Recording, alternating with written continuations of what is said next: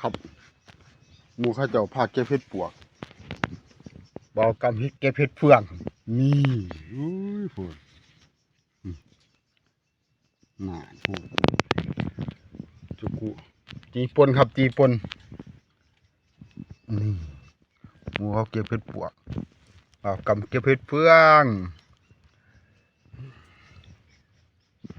คล้ายๆเห็ดปวกนั่นล่ะนี่แนวบ่มานเห็ดปวกเนาะมานเห็ดเฟือง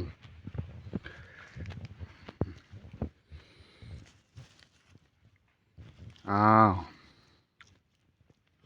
บ่าวกำเท่าดิจีปนกับวันนี้ละโอ้ยเฟืองเอาไว้บนตรงคำเกิดเสยขาบุมีบนตรงคำ